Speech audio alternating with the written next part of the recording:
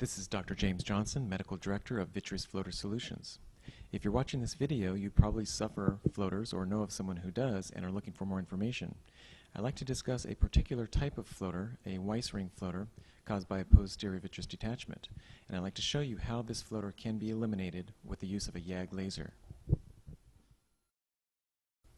First, we'll review a little bit of basic anatomy of the eye. The front structure is called the cornea, which is an important lens component. Just behind that is the crystalline lens, also an important lens component.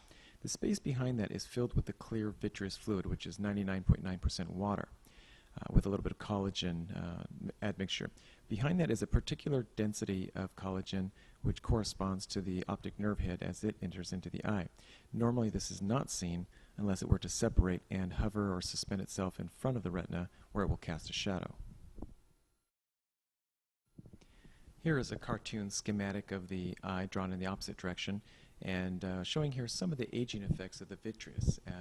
One of the effects is a thickening and a pooling or puddling of the water component. Typically it forms in the center, and occasionally there will be a shift of that central puddle of fluid to the back part of the eye. When that occurs, the back part, the posterior portion of the vitreous, may separate from the underlying retina, peeling itself away.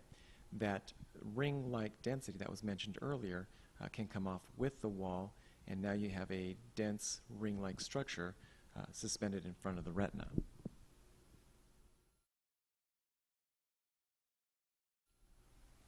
Here we return back to the anatomical illustration showing this density or thickening of the vitreous in the center as it has collapsed and pulled away. This is the posterior vitreous detachment. That particular density that was at the optic nerve head has pulled away and is now suspended and quite well positioned in the center part of the eye. As the light enters the eye, it will cast a shadow now, and as that fluid jiggles and moves about with eye movement and head movement, the shadow will move about. So that is what a floater is. These Weiss rings are just a particular type. Sometimes they're ring-like, sometimes they will collapse, sometimes they're strands and fibers or arc-like shapes. They can have any number of combinations, but the Weiss ring really is quite a classic one and stands out quite well when we examine the eye. So for those of you trying to figure out how I actually treat the floaters, here's again another cartoon schematic showing the layout.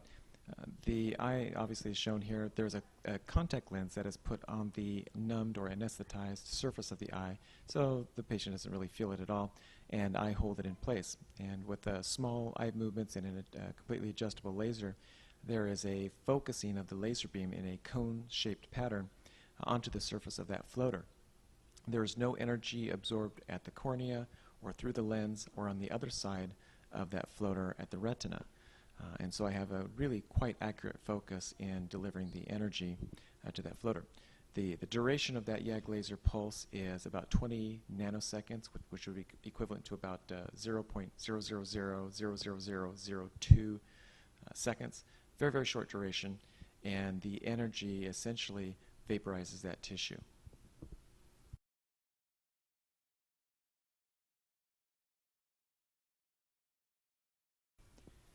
So here's what that ring looks like to me looking through the optics of the laser. And these are difficult to photograph, but as I swing my light source back and forth, you can appreciate a ring-like structure. And the bright red lights in the background are the overlapping red focusing beams. And occasionally you'll see those red beams kind of light up on the surface of that ring-like structure. And that's what I use to focus. So again, we kind of move the eye a little bit, move my light source back and forth. And you can see that this ring does not float freely around as if it were in clear water. It remains somewhat suspended in the same position with a little bit of movement. And I apologize for the video quality. My view is always much, much better than this. And there's a freeze frame of it showing it frozen in place there.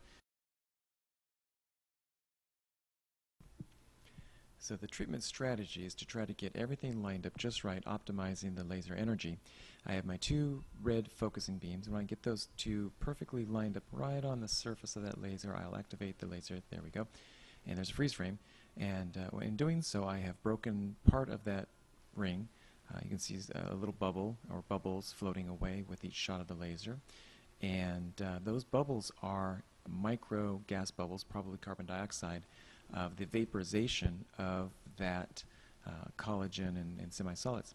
There's a freeze frame of an actual plasma burst. That's how the energy is imparted onto that floater. And the key is you just have to be diligent, and it's a war of attrition. You do it over and over and over, and gradually over time you will end up with less material present. You notice that even it's a very dynamic process. There is some movement of that material, but if you're diligent enough, you can actually reduce it. So now we've jumped ahead here. This is probably after 20 or 30 minutes of treating, and I've switched to a different lens that has a little bit wider angle. I have a little more depth of field with this lens. And I'm just going back and finding small little fragments that were left. These are some small little pieces that I'm hitting here.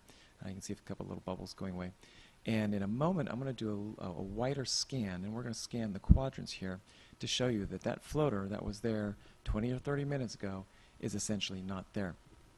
This is, I think, a strong argument and good evidence that when some people say that, well, the floater just, the laser just breaks the floater up into smaller pieces, and so you're left with a lot of small pieces. Well, if you look around here, as I'm doing with this lens, scanning back and forth and all the different quadrants of that sphere, that ring is just not there. That floater material is just not there. The Weiss ring floaters are my absolute favorite because you get nearly immediate gratification. The patient gets nearly immediate gratification, and they require the least amount of treatment. You sometimes have to go back and do a little tidying up, a little cleanup, a little touch-up procedure to get some of the fragments that were moved out of the way. But this is an opportunity to cure that floater. And what's really amazing is this is a procedure that many of my colleagues say does not exist or couldn't or shouldn't be done. I'm going to tell you, this patient was very, very grateful. She had similar floaters in both of her eyes, and over the course of a couple weeks they were completely eliminated, and she should never get those floaters back ever again. And so that was a one-time deal for her, and consider that a cure. The floater you've seen treated here is one of many different types that can be treated. If you do have floaters, you've given it enough time to try to learn to live with it but can't and are looking for some other options, if you haven't already, go to the website, go to the forum, read what others have had to say, and when you're ready to engage in conversation, send me an email at info@vitreousfloatersolutions.com. Those emails come to me directly. I'd be glad to answer them for you. And I look forward to talking to you. Have a great day.